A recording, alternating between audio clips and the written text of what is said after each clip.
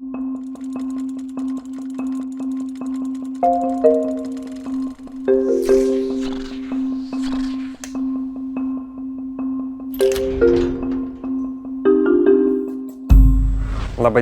smalsūs žiūrovai.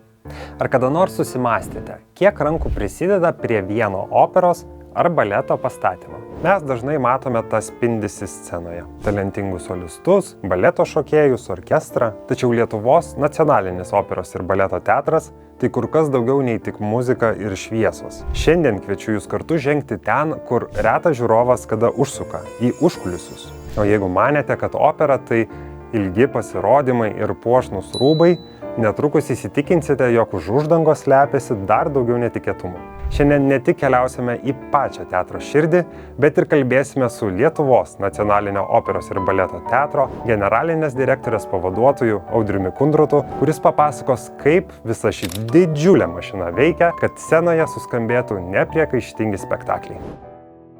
Ir nesenai turėjome režisierių, jis buvo atvykęs iš Amerikos, tai jo komentaras buvo, kad daug pasaulio mačiau labai teatrų, bet tai turbūt įeitų į penketuką, tai kokio lygio jūsų teatras, tokią įrangą turite. Tai aš manau, kad šiuo atveju tai yra, galima didžiuotis tai, ką Lietuva turi.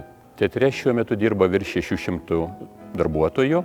Tai kaip ir minėjau, tai yra didžiulis kultūros fabrikas, nes nedaug turbūt ir įmonių Lietuvoje yra, kur turėtų tiek daug darbuotojų. O dirba labai daug įvairių specialybių, nuo siuvėjų iki konstruktorių, solistų be abejo, atlikėjų. Yra, kiek pamenu, daugiau nei 32 liktai specialybės įvairios, dirbančios teatre. Kiekvienas spektaklis turi savo į tą patį vaidmenį po 2, kartais ir 3 atlikėjus. Būna daugiau gal, pavyzdžiui, baleto trauma, su koja kažkas atsitiko ar ne, ir tikrai yra buvę tokių situacijų, kad pertraukos metu leidžiama į koją nuskausminamieji vaistai.